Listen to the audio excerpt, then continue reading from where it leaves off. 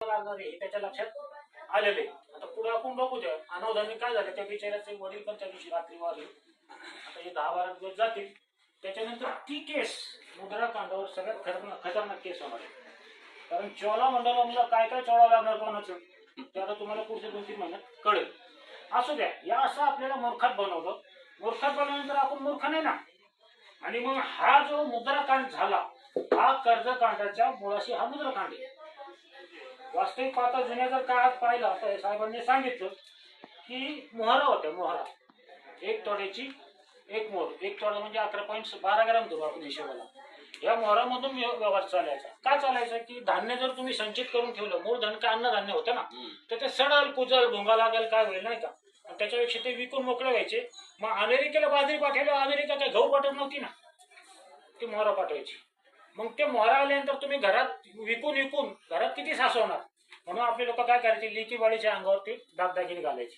म्हणून जुन्या महिला मी बघितले आहेत वयस्कर, त्यांच्या कमरेला सोन्याची पट्टे होते.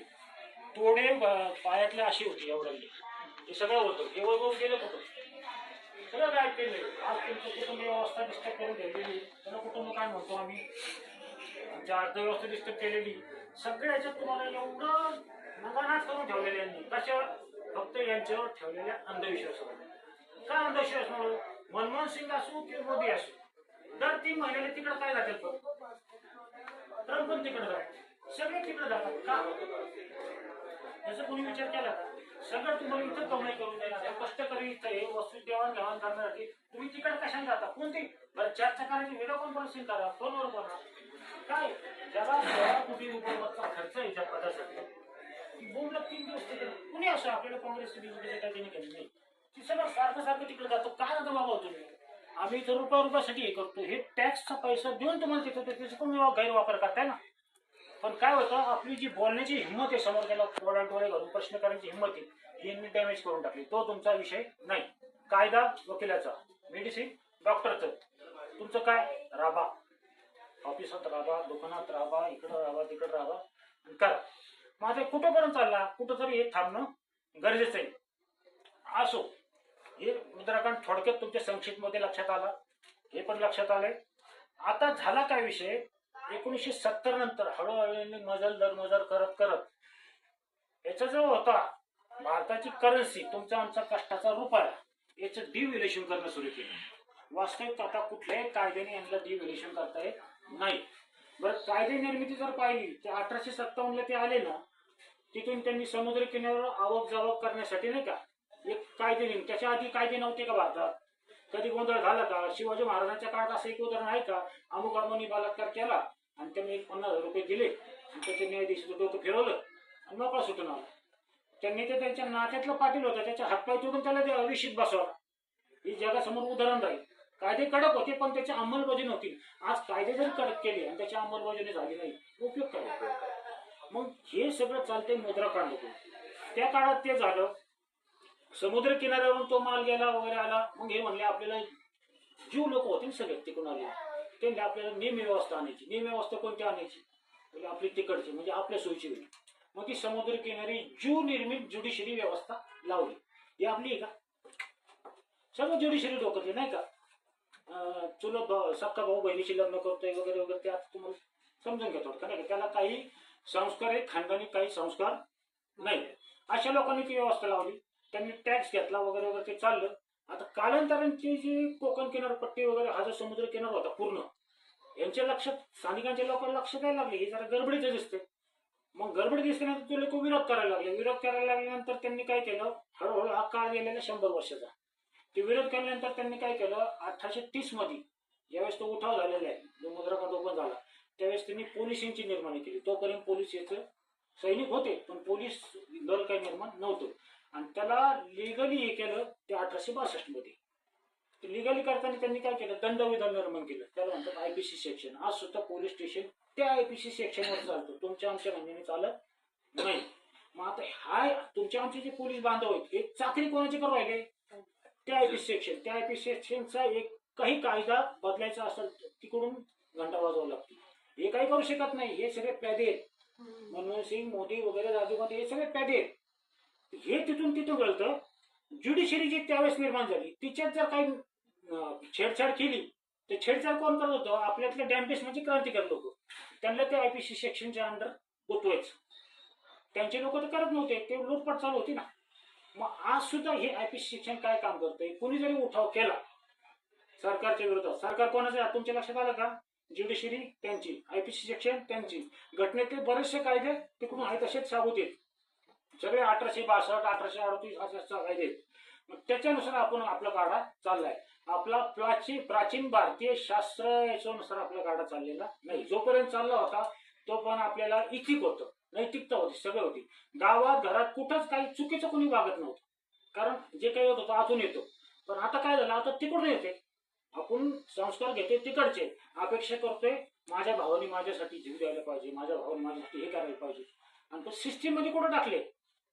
पोरगी जर कॉन्व्हेंटला टाकली, उदाहरणार्थ आपल्या महाराणीच घ्या, महाराष्ट्राच्या देवेंद्र फडणवीसांची बायको, एक व्हिडिओ परवा टाकले यांनी मला, कुठे गेली हा, त्या म्हणतात की प्रॉस्टिट्यूशन व्यवसायाला जर्मनीमध्ये लिगल मान्यता आहे, ते टॅक्स भरतात, प्रतिष्ठा आहे. आपल्यात सुद्धा तसं व्हायला पाहिजे. मग आता मी बीजेपीचा आहे, मग आता माझी बायको पाठवली, हे काय बोलतायत? भांगाडी गांजाडी बरे, याच्यापेक्षा बेकार बोलतायत ते. बरं तुम्ही सांगा, आता हे मुद्राकांड करताना तुम्हाला आम्हाला विचार घेतलेला आहे का? आम्ही 2011 मध्ये लोकशाही होती, 2070 मध्ये लोकशाही होती. मग तुम्हाला तिथं आम्ही विश्वासाने मतदान देऊन जनतेचे हिताचे कायदे बनवण्यासाठी पाठवले. तुम्ही 1952 पासून गरिबी हटवा योजना काढताय. गरिबी गावात वाढली तर कमी झाली? वाढत चालली. म्हणजे तुमचं काहीतरी चुकतं, नाही तर आमचं काहीतरी चुकतंय. मग आम्ही काय म्हणतो, तुमचं नाही चुकत बाबा, आमचंच चुकतं, आम्ही तुमच्यावर विश्वास टाकला. बरं आता तुम्ही काय केलेलं आहे? एक मला वाटतं 2015 का 16 मध्ये एक कायदा काढला त्यांनी, लिव्ह अँड रिलेशनशिप कायदा. म्हणजे त्याला संरक्षण दिलंय कोर्टाने, अजून कायद्यात रूपांतर होणार त्याचं 100%. आता हा कायदा कोणत्या पालकाला मान्य आहे की माझी मुलगी कॉलेजला जाऊन 4-5 वर्ष याच्याकडे, 4-5 वर्ष त्याच्याकडे असं करत करत होईल? आणि मग कुणाला असं वाटतं की माझी सून अशी बरबटलेली माझ्या घरात यावी, असं कुठल्या भारतीयाला वाटतं? नाही. पण तो कायदा त्यांनी बीच टाकलेले, ते कुठं ते फलित होणार? आम्ही सगळे ब्लाइंड आहे. तुम्ही फक्त जायचं, निवडणूक आली, शिक्का मारला, घाल तुझी काशी, तू तिकडे मी तिकडे, मला 5,000 भेटले का? पुढं आपण मतदानातून व्यक्त होत नाही, काही नाही. कायदे आपल्या हितासाठी, आपल्या देशाच्या हितासाठी करायचे होत नाहीये. कायदे सगळे त्यांच्या हितासाठी. त्यांनी जी लिव्ह अँड रिलेशनची सिस्टीम सोडली, ही जर चालली तर आमची लॉजिंग व्यवस्था चालेल. आज लॉजवर काय लिहिलेलं असतं? 999 फॉर 2 hours.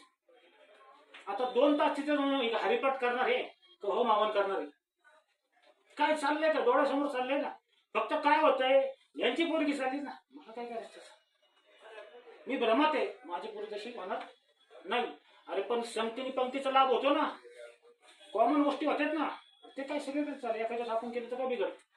त्याच्यामुळं ह्याच्यातून बाहेर या. हे जे लोक आहेत, हा जो विषय होतो कायदे बनवायचे, कायदे तुमच्या आमच्या हिताचे बनवले जात नाही. जर बनवले असते तर भारत असा कृषीप्रधान देश आहे, चीन आणि भारत, तो जगाला 55 ते 56% अन्न पुरवतो. जगाला गरज अन्नाची आहे आणि वनस्पती वगैरे औषधाची. जगाला गरज दारूची आणि क्षेपणास्त्र किंवा बॉम्बची नाही. क्षेपणास्त्र बॉम्ब निर्मिती हे व्यवसाय त्यांचा आहे. आपला व्यवसाय आहे शेतीप्रधान देश आहे. आज सुद्धा वाळवंटी प्रदेशाला आपण पुरवतो, बर्फाळ प्रदेशाला आपण पुरवतो. तर थोडक्यात सांगायचे, हे सगळे कांडे हे थांबवायचे असतील तर आपल्याला पहिली स्वकुटुंब जागृती करावी लागेल, त्यांना समजून सांगावं लागेल. आणि ही जागृती होऊन याच्या विरुद्ध आपण लढू शकतो. आता साहेबांनी सांगितलं ते कायद्याच्या सिस्टीम नाही का, असं असं करून आपण जाऊ. पण हा क्षणिक उपाय तात्पुरता. हे परत दुसरा काहीतरी कायदा काढून आपले वकंडी बसणारच आहेत. म्हणून याच्या मुळाशी जायचं असेल हे सगळे कांडच्या माध्यमातून चालवले जातात, ते चालवले जातात मुद्राकांडाच्या माध्यमातून. म्हणजे मुद्राकांडावरच आपल्याला हातोडा घालणं गरजेचं आहे. हा हातोडा तेव्हाच घ्यायचं ज्यावेळेस जनजागृती होईल. आज आपण पूर्ण आम्ही ब्लाइंड होतो. हे वकिलीपासून लपवलेलं आहे, बँकिंग क्षेत्रापासून मुद्राकांड लपवलेलं आहे. तुमचा आमचा विषय देत नाही. मग हा लपवलेला हा आपल्याला आता शिकवावा लागणार एकमेकाला. मग त्यासाठी व्हिडिओ आहेत. पण कसं होतं, फेस टू फेस तुम्ही मिटिंग घेतल्यानंतर लवकर कळतं. अशा पद्धतीने आपण पुढे जाऊया. अजूनही काही गोष्टी होतील तर आज ह्याच्यात मी काही थोडक्यात सांगायचा विचार केला की भारदस्त असेल नसेल मला काय माहिती, मी काही भाषण करता वक्ता वगैरे काही नाही, तुमच्या आमच्यासारखेच एक माणूस आहे. ह्या काही गोष्टी मला कळाल्या त्या मी तुमच्याकडं मोठ्या तोडक्या भाषेत मांडण्याचा प्रयत्न केला. काही याच्यात जर चुकलं असेल, काही हे असेल कमकुवतपणा तर तो समजून घ्या तुमच्यात. कारण भारत माझा देश आहे, सारे भारतीय माझे बांधव आहे, तुम्ही बांधव आहेत माझे. त्याच्यामुळे याच्यातून काय असेल चुकलं आपलं ते मी क्षमा मागतो. आणि जे काही योग्य असेल ते रामवृक्ष यादव, परत शर्मा, काय नाव वर्मा, घनश्याम वर्मा, हे लोकांनी आमच्यापर्यंत हा विषय पोहोचवला. देवेंद्र बालार आहेत, त्यांनी पण त्यांच्या वक्तृत्व शैलीतून हा विषय आमच्यापर्यंत पोहोचवला. शरणवी शर्मा आहे, ते जसं आमच्यापर्यंत पोहोचवला असं आम्ही मोठ्या तोडक्या भाषेत तुमच्यापुढे विषय मांडतोय. हा अनेकापुढे मांडावा प्रत्येकाने. आणि कमीत कमी आपलं घर जर या कांडापासून सुरक्षित ठेवलं तरी देश सेवा झाली. कारण पुढच्या 20 वर्षात तुम्हाला आहे ना, जे भयान बघायचं ना ती वेळ येणार नाही तरी तुम्ही जिंकले. नाहीतर पुढच्या 20 वर्षात तुम्हाला 5 कोट भेटले आणि सून एकीकडे चालली, लेक एकीकडे चालली, चालू अशा मानसिकतेच्या आपण नाहीये. आपण आबरू आणि प्रतिष्ठा जपणारी लोक आहेत. आबरू विकणारी लोक आपण नाही आणि प्रतिष्ठा विकणारी नाही. प्रतिष्ठा कशाला आहे ते आता पुढच्या टप्प्यात आपण घेऊ. झालेल्या याच्यात मी आता शोल्पेवरून देतो, थांबतो.